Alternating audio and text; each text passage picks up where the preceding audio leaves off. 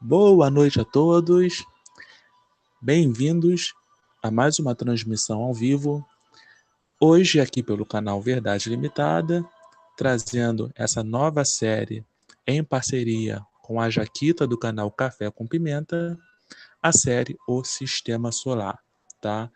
Então gostaria desde já, tá passando para a Jaquita dar um olá para vocês também. Jaquita, fica à vontade. Oi, desculpe, o botãozinho estava sumido. Boa noite, Rodrigo. Boa noite, galera que está no chat. Sejam todos bem-vindos. Estamos empolgados com nossa live, com o nosso assunto, com o nosso tema, que a gente gosta muito, né, Rodrigo? Esperamos que vocês gostem também. Bora lá? Bora sim. A gente só teve uns 4 minutinhos de atraso, né? Problema técnico aqui. É sempre assim, na hora da live trava tudo, né? Então a gente acaba se atrasando um pouquinho. Mas hoje vai ser um pouquinho diferente, tá? Hoje não. No decorrer da série a gente vai fazer uma coisa um pouco diferente, tá? Eu trouxe aqui uma apresentação onde eu vou fazer uma explanação nessa primeira parte da live. A Jaquita vai fazer a explanação dela e no final a gente vai deixar para as perguntas e respostas. É um pouquinho diferente do que a gente está acostumado a fazer, tá, galera?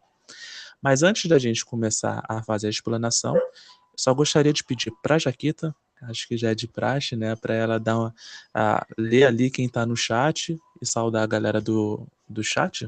Jaquita? Ok, ok. Primeiramente, deixa eu ver quem chegou. Eu cheguei primeiro, Rodrigo. Eu fui a first desde ontem. É o quarto first. Eu vi o print lá. Ah, tem o print para comprovar se alguém pedir provas. Bueno, Alexandre, o Alê está aí presente. Marcelo Estimamílio, boa noite. Ludi Linda, Ludmila Luzia Oliveira, boa noite, bem-vindo. Juan Pablo, querido, boa noite. Beijos a todos vocês. Por enquanto são esses os nossos espectadores da noite.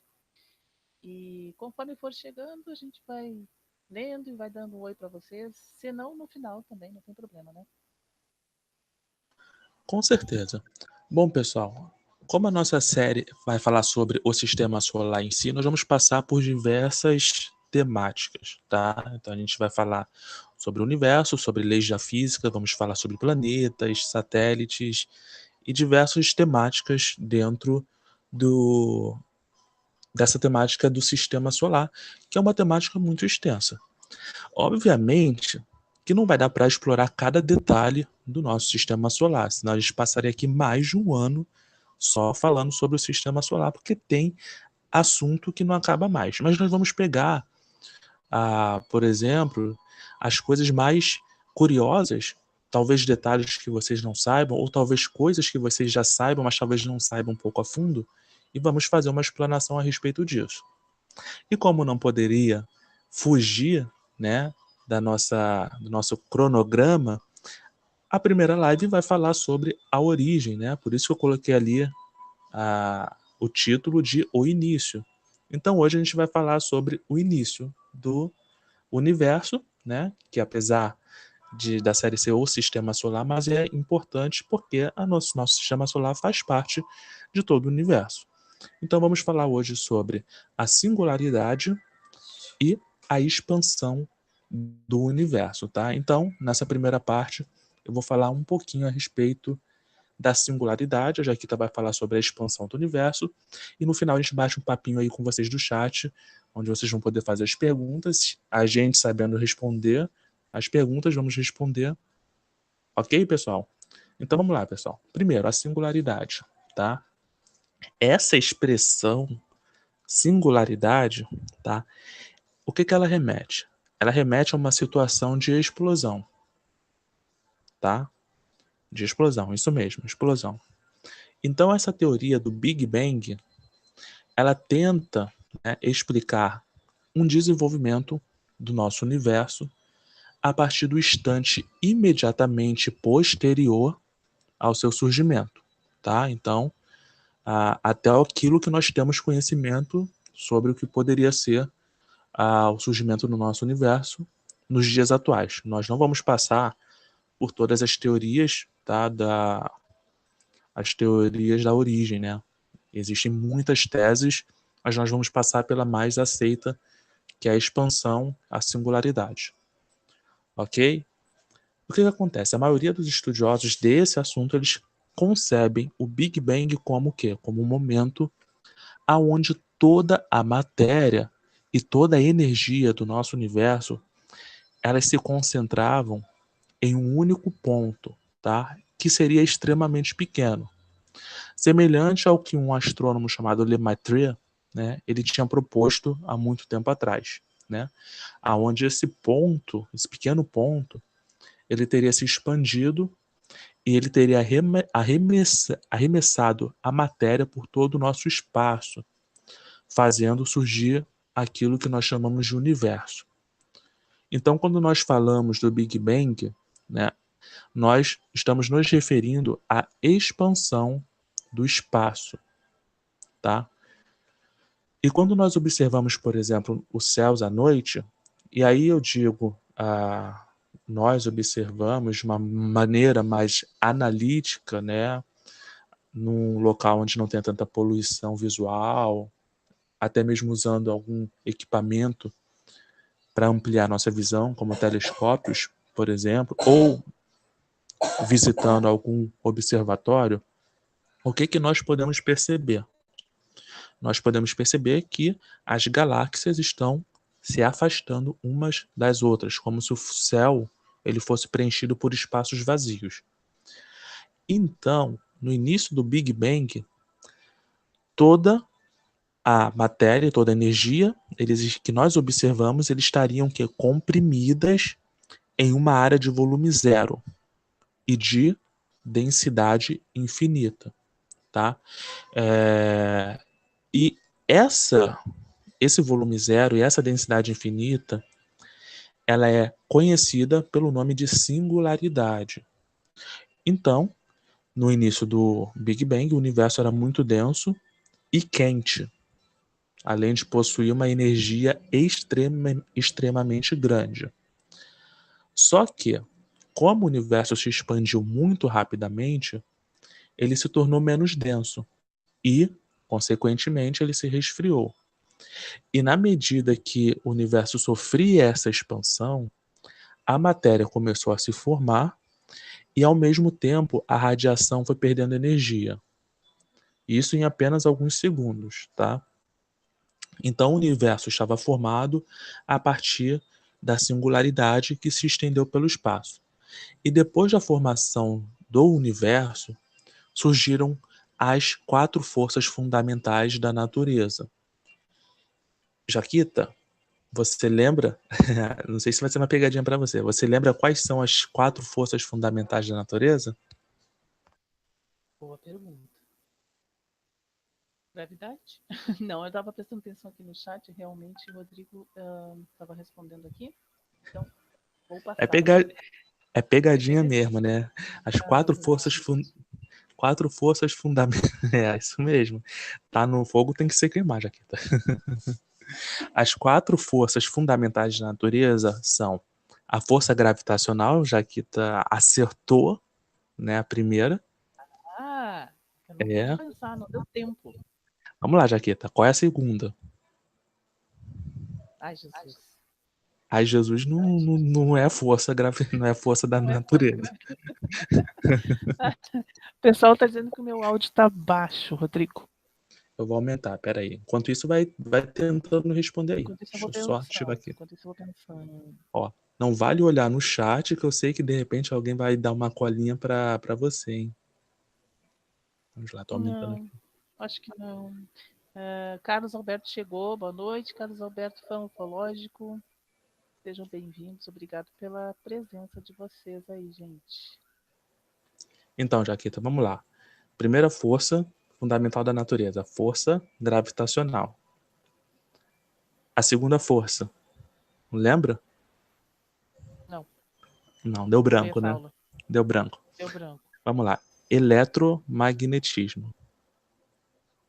A terceira e a Ah, quarta, olha só, a terceira e a quarta são praticamente a mesma, com uma diferença. Você lembra? força nuclear forte. E a quarta? Força nuclear fraca. Então, Yeah! teoricamente você só deu branco no eletromagnetismo. Então, pessoal, Então, é que eu tava olhando o chat. Então, o que acontece? Quando o universo se formou, essas 4 forças, elas surgiram. Aí você me pergunta: "Pô, mas vem cá, essas forças não existiam?" Então, Jaquita, você acha que essas 4 forças fundamentais da natureza não existiam? Se elas surgiram quando o universo se formou? Ou será que elas já existiam? Eu acredito que elas tenham se formado com o Big Bang, né? Acho que foi tudo um conjunto. Então, o que acontece é o seguinte: antes do Big Bang, essas 4 forças elas já existiam, tá? Segundo a teoria da singularidade. Só que a diferença é que essas 4 forças elas eram unificadas. Entendeu? Então, pouco depois do início do universo, essas forças elas se dividiram e passaram a atuar da forma como nós conhecemos hoje. Só que, né, contudo, porém, entretanto, ainda é um enigma para os cientistas saber como que essas forças já estiveram unidas. Correto? Porque muitos cientistas, eles ainda trabalham para tentar desenvolver a teoria conhecida como teoria da grande unificação, siglas GUT, ou GUT, brincadeirinha. Só que essa teoria da grande Isso tem a ver com unificação... aquela. Hum, Isso tem a ver com aquele negócio do das forças, né? Se juntarem, ficarem ali num único pontinho para daí depois acontecer o Big Bang? exatamente. Lembra que eu falei que ali é um volume zero e muito denso, onde concentrava toda a matéria e energia? Então, o que aconteceu com toda aquela energia? Ela se expandiu, dividindo assim essas forças, e passou a existir também a matéria, né? Ou seja, aquilo que era junto passou a se expandir e se dividir, tá? Só que essa teoria da grande unificação ainda está em desenvolvimento, tá? Então, não adianta a gente pensar que ainda não tem nada resolvido aí, tá? Então, o que os cientistas querem saber é como que essas forças já estiveram unidas, como é que era, né, a singularidade. E aí, nós temos vários tipos de singularidade. Quando eu digo vários, não estou falando milhares, mas estou falando algumas singularidades já conhecidas. A do Big Bang é uma, mas existem outras e a gente vai falar um pouquinho sobre isso. Por exemplo, a singularidade gravitacional, que às vezes também pode ser chamada de singularidade do espaço-tempo, ela seria aproximadamente ali um ponto do espaço-tempo aonde a massa, né, associada com a densidade e a curvatura do espaço-tempo, e também associada ao campo gravitacional de um corpo, tudo isso seria infinito.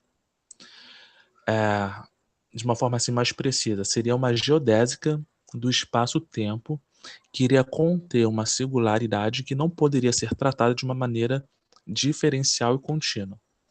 Ou o limite matemático dessa geodésica seria conhecido como singularidade.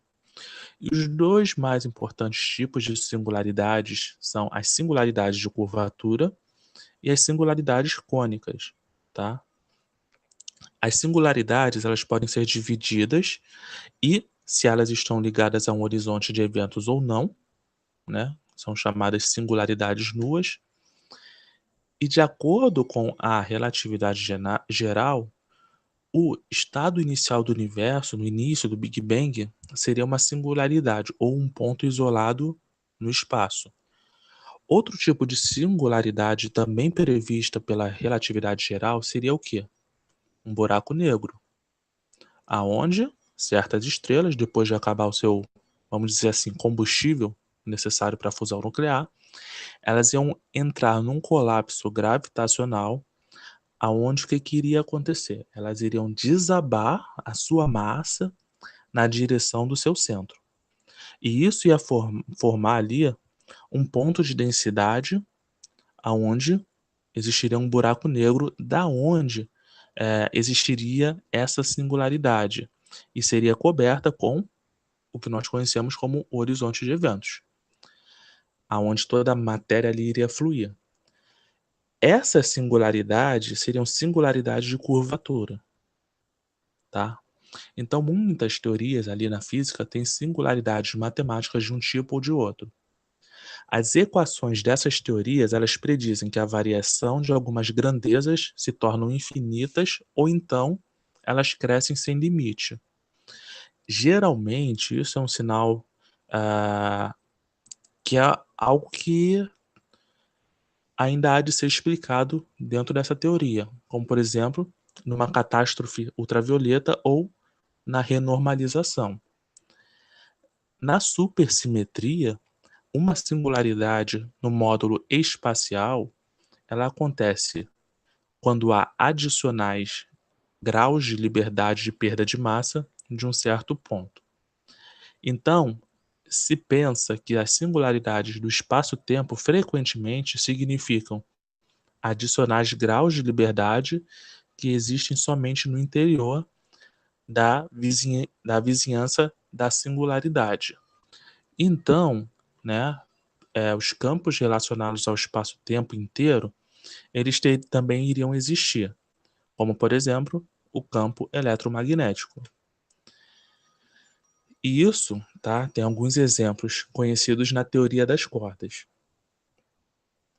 Os últimos graus da liberdade, eles seriam relacionados com as cordas fechadas, onde os graus de liberdade seriam furados, entre aspas, né? E a singularidade seria relacionada com qualquer corda aberta ou um setor distorcido de uma topologia, tá? E as singularidades, elas são importantes porque a sua existência, ela supõe que existe uma falha ou uma interrupção das predições da teoria da relatividade geral. Tanto a descrição do espaço-tempo, como da matéria feita pela teoria da relatividade, que podem não ser corretas ali próximo de uma singularidade, e inclusive algumas teorias alternativas da relatividade geral, como por exemplo a teoria relativista da gravitação, elas não conduzem ao surgimento da singularidade ou de singularidades, tá? Então, a teoria geral da relatividade presume, né, suas alternativas, que só dão ali uma descrição adequada da gravitação e do espaço-tempo, só que em escalas muito maiores do que o comprimento de Planck. E nesse limite quântico, pode-se esperar que a teoria da relatividade também, né, de forma igual, ela deve se adequar quando prediz uma curvatura da ordem IP2, né, que é uma coisa que ocorre muito próximo das singularidades da curvatura, que é como existe dentro de vários tipos de buraco negro, por exemplo. Então, os tipos de singularidade que nós temos, como por exemplo, a gente pode citar hipersuperfícies abertas, que é um tipo de singularidade que pode ser encontrada nos buracos negros, que não conservaram o momento angular, como é o caso do buraco negro. Esse nome aqui é bem complicado, tá? Um buraco negro de Schwarzschild, ou então de um buraco negro de Reissner-Nordstrom. Esse segundo eu acho que eu falei errado, tá? Mas é difícil de pronunciar. Ou você ainda tem um outro tipo de singularidade, que é hipersuperfícies fechadas. E como exemplo, nós temos a singularidade toroidal, né? Ou seja, o que é a singularidade toroidal? É uma singularidade em forma de anel, né? Geralmente, ela aparece em buracos negros que conservam seu momento angular, né? E um exemplo disso pode ser o buraco negro de Kerr, né?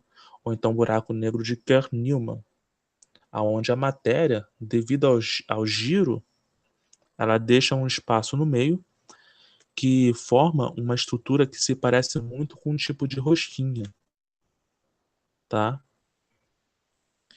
E segundo o caráter das singularidades, elas podem ser também espaciais, como por exemplo a do buraco negro de Schwarzschild, onde uma partícula ela deixa de existir por certo instante de tempo, isso dependendo da velocidade, porque as partículas rápidas elas tardam muito mais para alcançar a singularidade, ainda que as mais lentas desapareçam antes, e esse tipo de singularidade é inevitável, porque cedo ou tarde todas as partículas elas têm que atravessar a hipersuperfície temporal singular.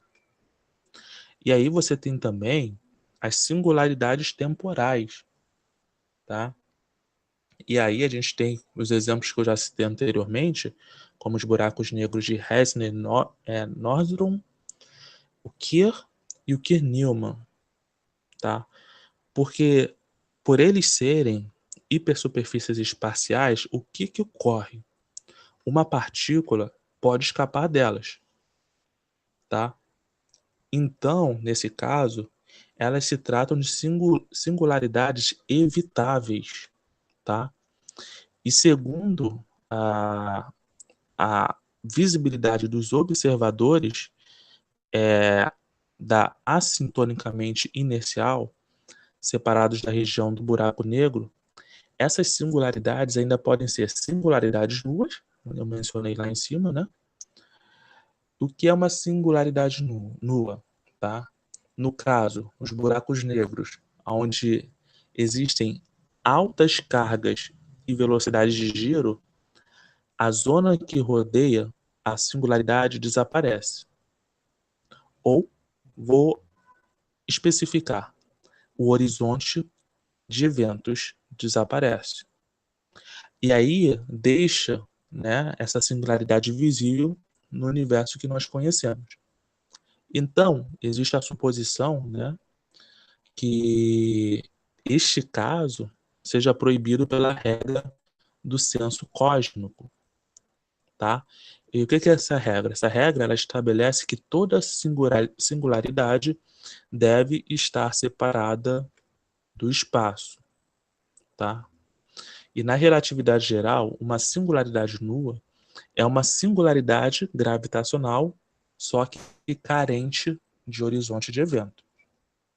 Até aí, acho que deu para entender, né, pessoal? E o que ocorre? As singularidades nos buracos negros, elas estão sempre circundadas por uma área que impede a fuga da luz.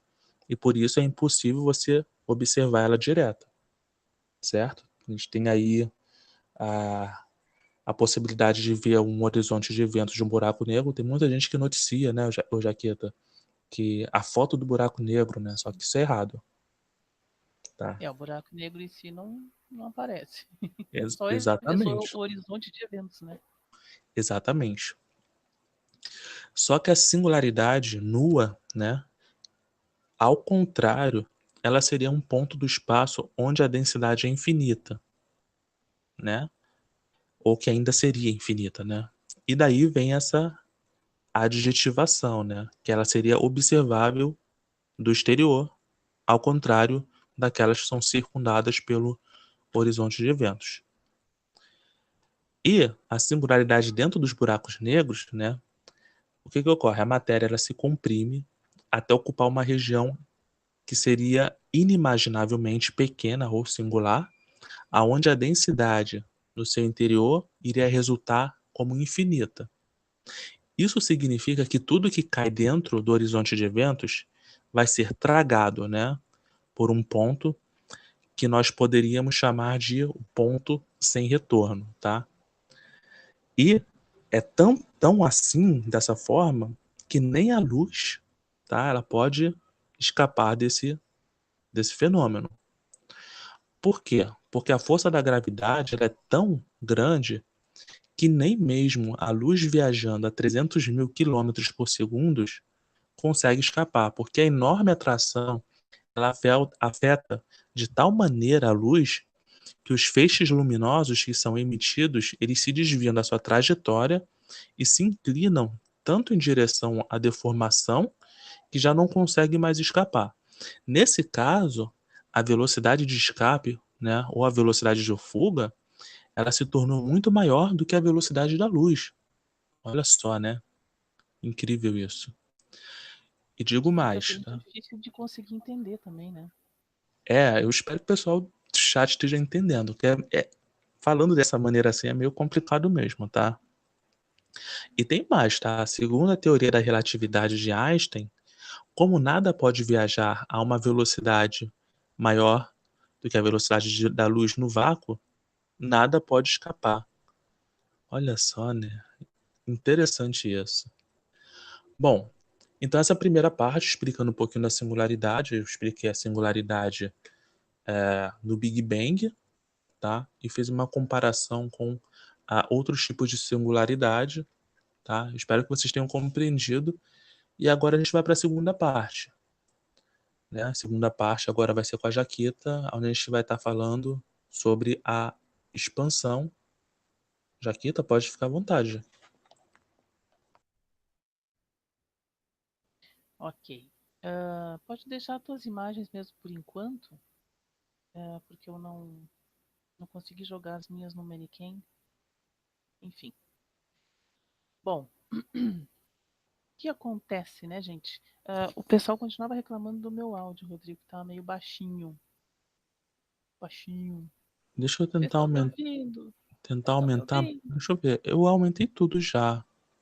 É. Bom, É, áudio baixo, áudio baixo. acho que tu vai ter que engolir o microfone, Jaquita. Vou ter que engolir o microfone. Meu Deus. Mais um. Bom, deixa quieto. Muito tempo, né? As pessoas perguntam, né, Rodrigo, como que o universo surgiu? Como é que isso tudo aconteceu, né? Da onde veio o momento zero, T zero? Na verdade, nós não temos um T zero, né? Nós temos um T milionésimo de centésimo de segundo em seguida. A teoria do Big Bang, ela é considera-se, né, que as galáxias elas estão se afastando uma das outras. Então, por elas estarem se afastando, eu não estou acompanhando o chat, até qualquer coisa me interrompe aí. Por Ok. elas estarem se afastando uma das outras, foi observado que alguma coisa fez com que ela tivesse esse impulso, né? Vamos dizer. Então nós temos ali, segundo as teorias, né, que tudo começou de um único átomo de hidrogênio, por incrível que pareça.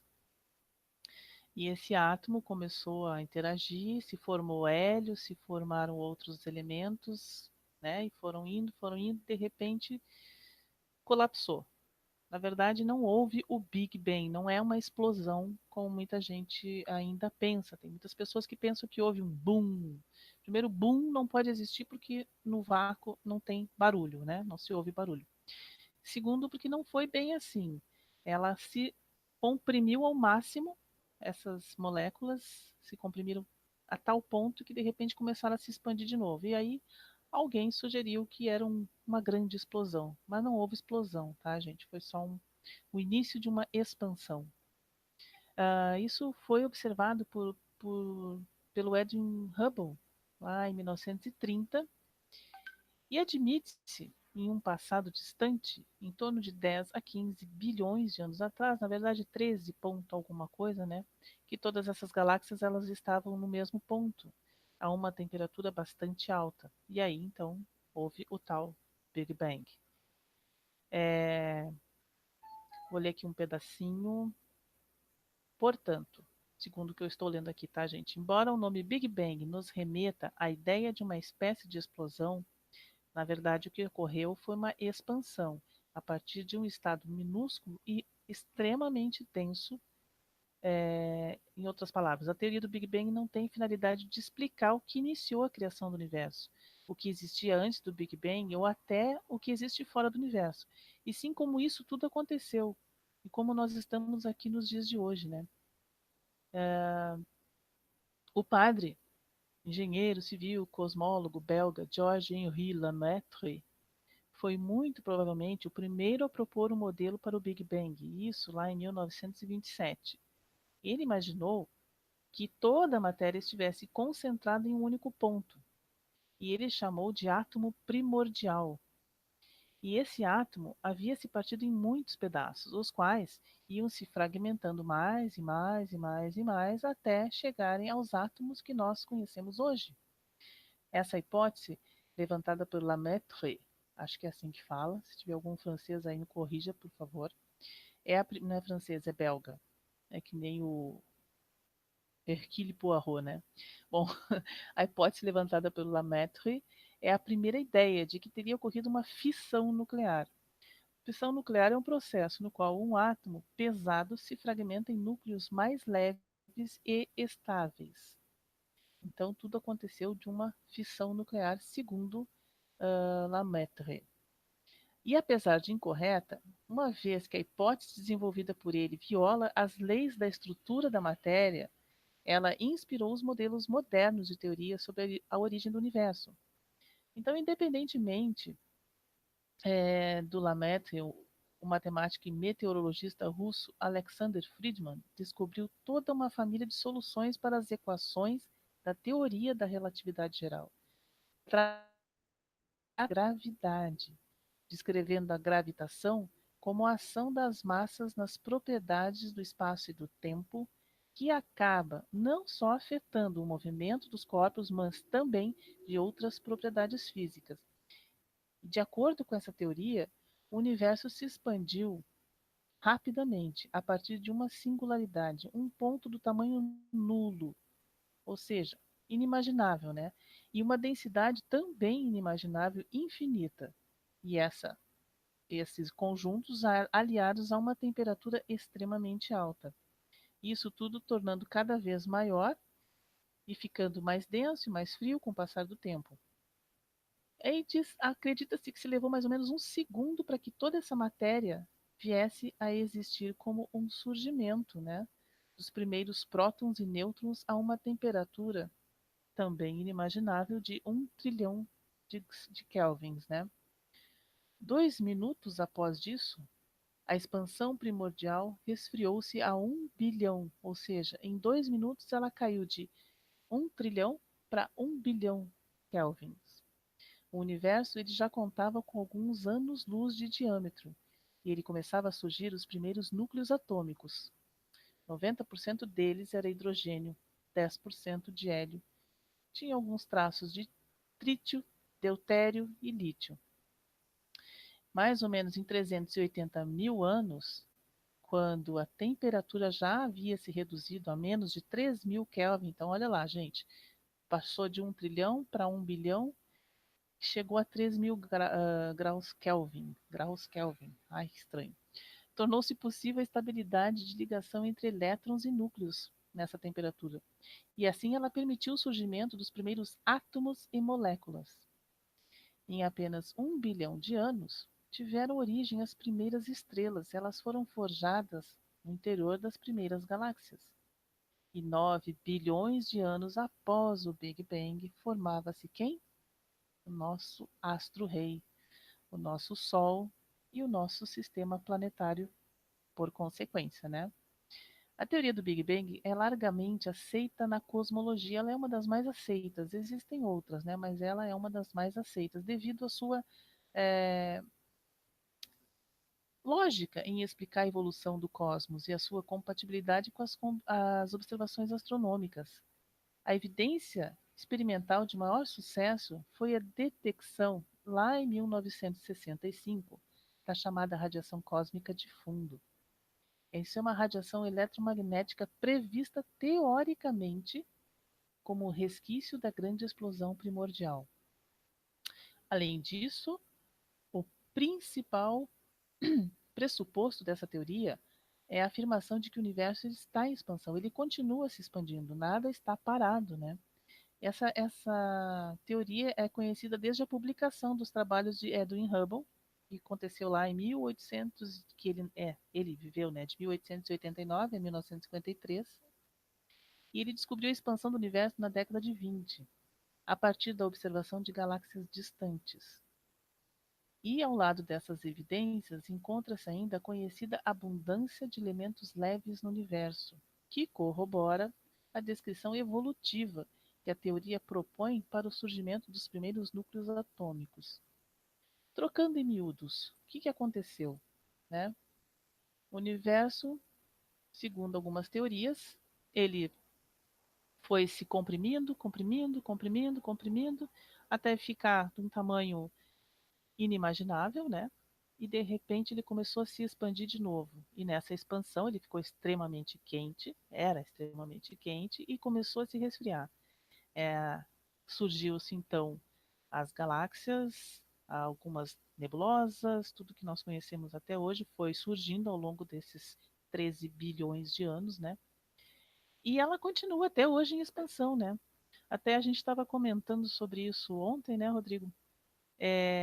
Que existe esse assunto para uma outra live, mas para quem não sabe, existe algo chamado matéria escura e energia escura. A matéria escura, ela é um pouco maior do que a composição da massa que a gente enxerga, né, da matéria que a gente enxerga. E a energia escura, ela compõe cerca de 75% de todo o universo. Então é muita energia que liga tudo, que faz tudo funcionar. E o universo continua se expandindo.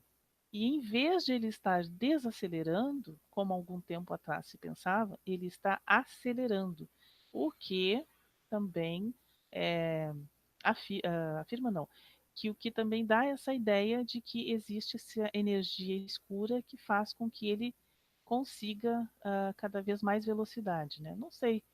A questão alguns astrônomos, cosmólogos comentam, né?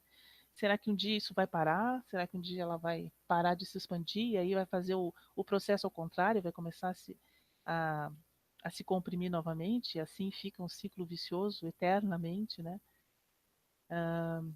Acho que era isso que eu tinha para falar. Para depois a gente entrar então, né, no sistema solar, a gente fez essa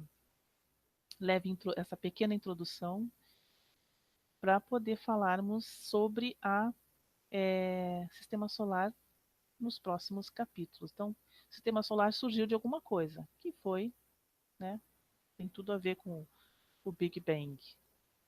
Alguma pergunta? Tem bastantes comentários aqui, Jaqueta. Ih, que Tem até medo. Nibiru. Até Nibiru eles Me acharam. acharam. Me acharam. Então, na verdade, perguntas tem pouco, tem muito mais comentário, tá?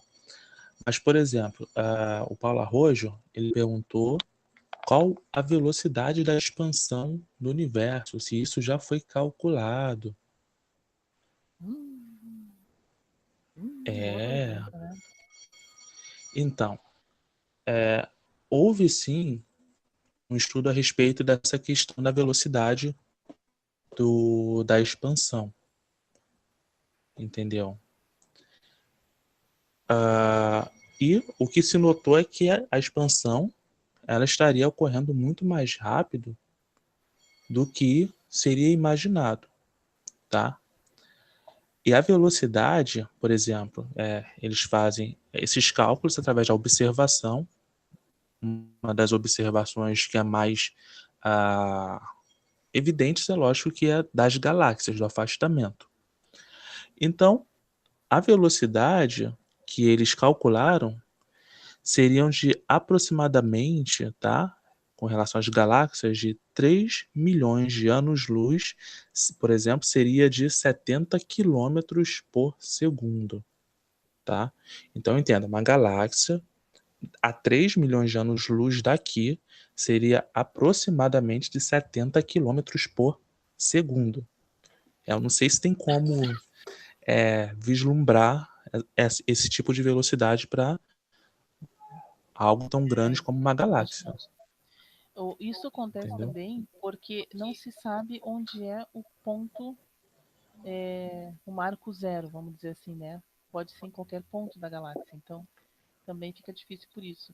O João Pablo, ele escreveu aqui no chat que é em torno de 70 quilômetros por segundo, por megaparsecs, né? E um parsec é igual a 3,26 milhões de anos-luz a cada distância das galáxias se afasta. Oh, meu Deus, isso é muito difícil. Eu preciso de uns bons anos para entender isso. Vamos de novo. Um megaparsec é igual a 3,26 milhões de anos-luz. A cada distância, as galáxias se afastam 70 quilômetros por segundo. Muito bem. Show de complicadinho, bola. mas é uma velocidade considerável, né? A gente não tem noção, né, na verdade. A gente não tem noção da velocidade que a Terra gira. Então, ó, foi um ufológico, falou, ele comentou, tá, que a expansão, né, não é como o Nibiru, né, que ninguém vê, ninguém sabe. Não, aliás, o buraco negro não é como o Nibiru, que ninguém vê e ninguém sabe. O buraco negro tá ali enorme, girando tudo, e é aí sim que deve ser estudado e levado a sério. É, buracos negros já vêm sendo estudados há muito tempo, apesar de ninguém nunca ter visto o buraco negro em si, entendeu? Mas já tem se estudado ali as consequências que ele tem trazido. E essa foto que tá para sair, acho que a galera tá bem ansiosa, ainda assim não vai ser do buraco negro, mas sim no seu horizonte de eventos. Mas O vai ser um horizonte é. grande avanço. É. Não, e a gente estava até comentando que não se vê o buraco negro, mas se sabe da existência dele. Por quê? Porque ele deixa algumas consequências no caminho, ele deixa rastros, né? Então, necessariamente não se vê o buraco negro, mas se vê o que acontece.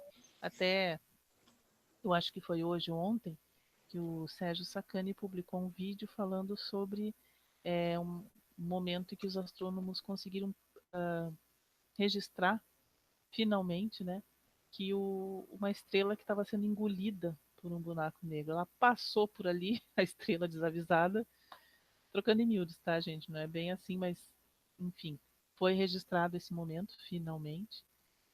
E então não se vê o buraco negro, mas se vê o que acontece próximo dele. Ele tem um limite, né? O buraco negro ele tem um limite. Chegando muito perto, dependendo do ponto que chega, ele não tem mais volta. Passou por ali, fica preso. O Rapina diz que o problema do ponto zero é tecnicamente ele não existe. Então a observação da expansão é para todos os lados. Sim, para todos os lados, mas não se sabe o ponto. Muita gente pensa que é no meio, por isso que eu falei isso. Muita gente pensa que é no centro daquela ilustração que muitas vezes pessoas veem como se fosse um grande ovo, né? E que estaria nesse centro o marco zero. Mas não é, né? Na verdade, não se sabe onde é, na verdade. Não é que não seja, ninguém sabe onde exatamente é. Não existe um caminho a se traçar ao contrário, para poder Ao chegar a esse contrário, marco zero. E exatamente. ainda sobre o buraco negro, o fã ufológico ele faz uma pergunta, né? E as estrelas da nossa galáxia vão cair no buraco negro até o Sol? Porque tudo está girando em volta de um buraco negro? E aí, Jaqueta, o que tu acha? Eu acho que não, estamos muito distantes disso. O que o buraco negro. Bom, aí, claro, se o buraco negro Sagitário está no centro da nossa galáxia, né? Sagitário ou buraco negro da nossa galáxia. Ele crescer muito, né? Mas com muitos e muitos e muitos e muitos bilhões de anos para que isso aconteça. Antes disso, o Sol já virou anã branca e não ninguém vai sentir nada, caso aconteça. Eu acho que uma ilustração que muitas pessoas fazem é, não chega a ser uma ilustração, mas acho que a ideia que muitas pessoas fazem é de que o buraco negro seria como se fosse um ralo. Inclusive, o próprio Rapina, ele chegou a mencionar ali pro fã ufológico. O buraco negro não seria necessariamente um ralo, tá? E o que ocorre? Por mais que, dentro das suas características, ele teria sim a capacidade de sugar tudo à sua volta, só que as observações feitas do comportamento dos buracos negros e dessa questão dele poder, vamos dizer assim, engolir, né, planetas, estrelas, etc., ainda assim isso é algo que não é a todo instante que ocorre. Por exemplo, o que pode causar um buraco negro é absorver outros corpos, fatores externos. Alguns fatores externos podem causar isso. Por exemplo, um planeta desgarrado pode estar em direção a um buraco negro ou uma estrela. A própria expansão do universo ela pode causar ali mudanças de órbitas de determinados corpos que acabam caindo em rota com um buraco negro. Uma vez entrando na zona que não tem volta, eu esqueci até o nome que se chama, É Horizonte de Eventos, mas tem Horizonte uma. Eventos. Mas a zona, eu esqueci o nome apropriado. Depois Ah, que o corpo caiu ali, já não era. volta mais. Não tem como voltar. Então a E gente as percebe. velocidades próximas do buraco negro são diferentes, né? A É, gravidade, dependendo do ponto, é diferente também. então a gente percebe que o buraco negro em si, ele não está atraindo corpos distantes, entendeu? Até mesmo porque a gravidade do buraco negro, ela interfere na galáxia, interfere. Mas ainda assim, dependendo da distância, cara, não tem como ela atrair, o buraco negro atrair esses corpos, entendeu? Então acho Ele não é que um funil, né? As pessoas, a gente costuma pensar, quer dizer, eu costumava pensar que ele era como um grande funil, né? Que ia puxando que exatamente, nem o ralo da pia. Quando tu tira a tampa, começa a descer a água, vai vindo tudo ralo abaixo, literalmente, né? Mas não, não exatamente. é bem assim. Por esse motivo que não foi um ufológico. A Rapina até tinha respondido ele ficou mais aliviado, mas não tem. Pelo menos o que nós conhecemos de buraco negro não tem como ele fazer isso, tá? A não ser fatores externos. O Jaquita, Juan viu Pablo alguma. comentou. Oi? Não, eu ia perguntar se viu mais alguma coisa, que eu tô voltando para trás. Ah, tá. Tu tá voltando para trás e eu tô caminhando para frente, é isso? Ah, então tá ótimo. O Juan Pablo comenta. Tá ótimo. O buraco disse, o buraco negro não suga nada. O que cai nele acontece simplesmente por estar em uma velocidade inferior para gerar a força centrífuga suficiente para ir contra a força gravitacional. É aquilo que o Rodrigo estava comentando antes. O desavisado do objeto chega perto demais, né? Literalmente mete o focinho onde não deve e se estrepa. Tecnicamente é isso, né? Ó, Vamos trocar em miúdos, é isso. é. O Juan Pablo fala: a radiação Hawking é a única fonte de calor de um buraco negro. Ela é muito pequena, sendo menor quando maior. Acho que ele quis falar quanto maior for o buraco negro, a temperatura delas é próxima de zero absoluto. Do buraco negro, né? Não do horizonte de eventos ali, que é outra questão. É que é Não, quanto realmente muito maior for, complicado entender. assim, quanto maior for o buraco negro, tá?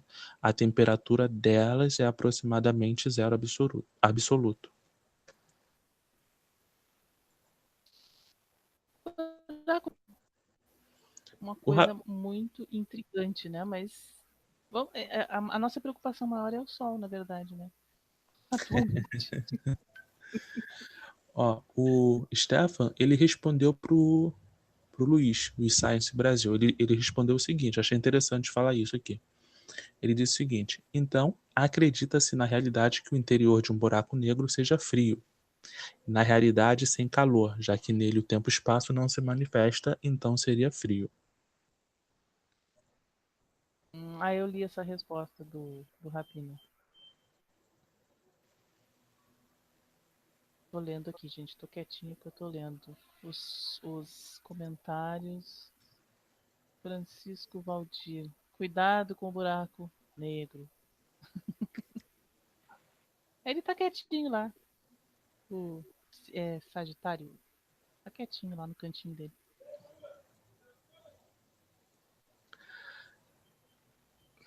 Para quem não sabe, né? Bom, mas isso é assunto para o sistema solar, mas só para dar uma pitada aí para quem não sabe, a galáxia, a nossa Via Láctea, ela tem vários braços, né? E nós estamos em um dos braços, bem distante do centro da galáxia. Então, não há com que se preocupar. Tá tudo tranquilo, tudo sob controle. Bom, eu cheguei aqui num ponto que não Rodrigo? tem mais perguntas, agora eu vou. Eu pensei que estava Chegou mutado. no evento, né, no horizonte de eventos do buraco negro. Eu cheguei num ponto aqui que não tem mais Melhor, perguntas. horizonte de eventos. Agora só as mais novas. Se tiver alguma coisa aqui, deixa eu voltar aqui para ver. Juliano chegou, boa noite, JJ. Boa noite, Juliano. Boa noite, Olho de Rapina, Ludmilla, a galera que chegou depois. A gente não deu lá, porque a gente estava explanando a temática. A gente está fazendo a live um pouco diferente do que a gente costuma fazer. Eu fiz essa proposta para a Jaquita, então a gente faz a explanação primeiro, cada um fala um pouquinho de cada subtemática da temática principal, e no final a gente deixa para interagir com vocês, comentando seus comentários ou respondendo na medida do possível as perguntas que são feitas.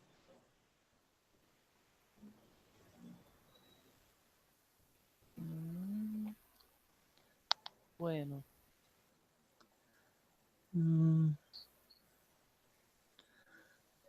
Eu não estou vendo mais nenhuma pergunta recente aqui, algum comentário a respeito? Também não. Bom, deixa eu ver quanto tempo de live a gente tem. 50 minutos, também a gente já está chegando no finalzinho da nossa live. Nossa, já passou isso tudo. É, Rápido. Não vi. passou. Antes da Martina tá gente perguntando se todo mundo entendeu. passar para o final, deixa eu ver aqui, o Fala Brian comentou alguma coisa aqui. Ele diz o seguinte, não sei se é desvio de assunto, mas o ano acabou e o Falcon Heavy não voou de novo. Parece não haver demanda desse tipo de foguete. Vocês acham que ele fracassou? Você acha, Jaqueta?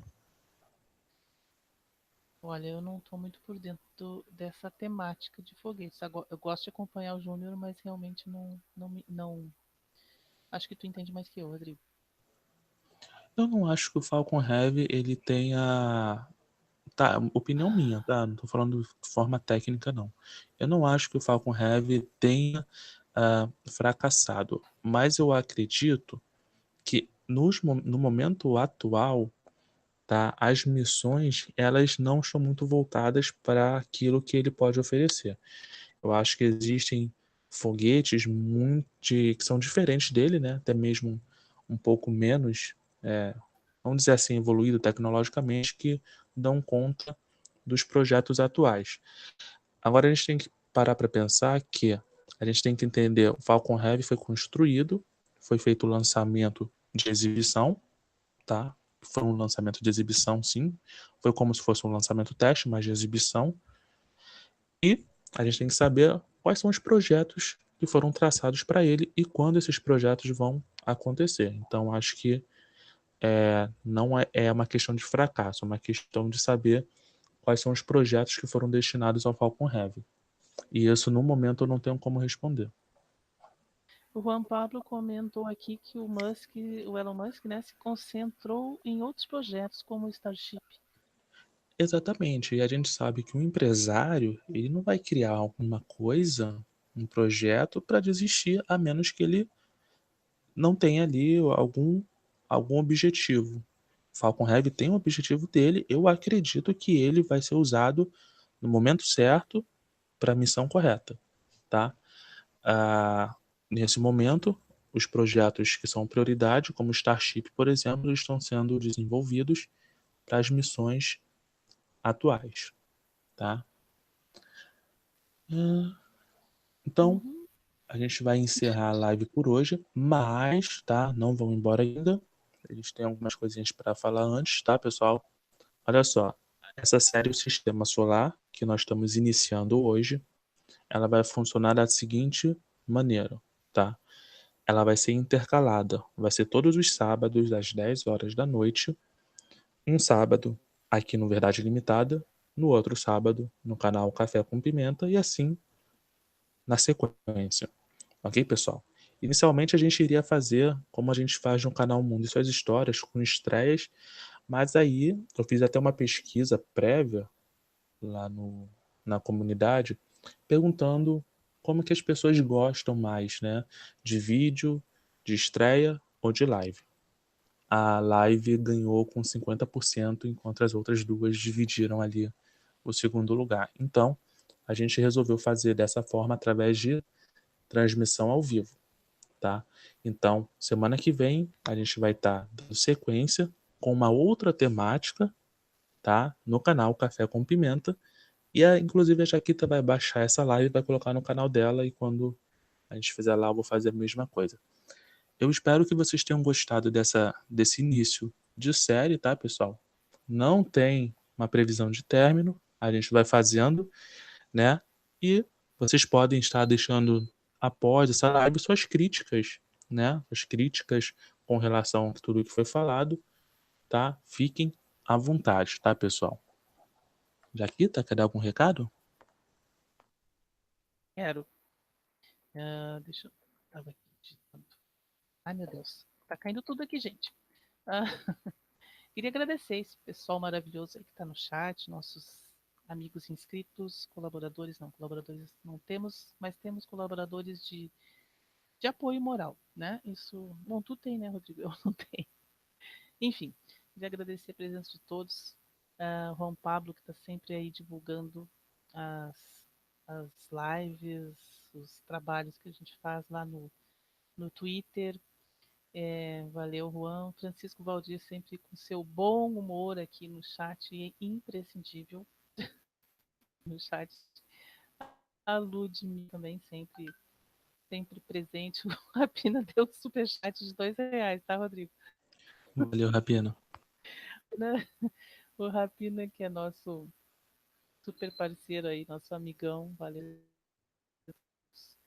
Novos inscritos, antigos, Paulo Arrojo Brasiliano, que quase deu um susto no Rapina agora há pouco, né? Não vou falar o que foi que Paulo falou. Enfim, não esqueça que nós temos o canal Mundo e Suas Histórias. O Rodrigo não, o Juan Pablo já postou o link aqui, já se adiantou, já fez a divulgação. Temos o Mundo e Suas Histórias, canal parceria Café com Pimenta e Verdade Limitada. E é um canal que a gente fala só sobre história, para quem curte o assunto. É história, só história, tá, gente? Não tem mais nada além da história. Em vários ângulos de vista, mas é história. Não tem nada de opinião nossa ali. Mas é isso. Desejar a todos um excelente domingo.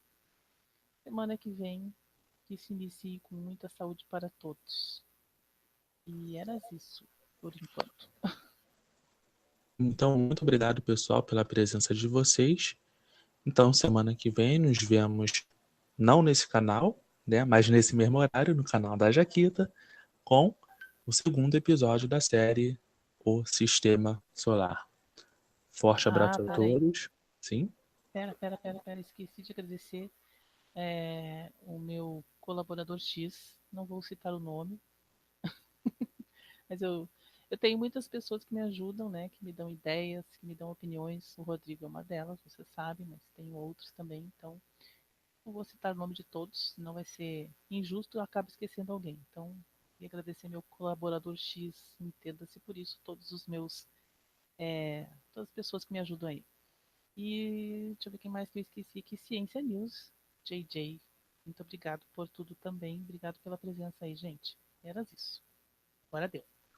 Então, forte abraço a todo mundo. Nos vemos semana que vem no canal Café com Pimenta, tá?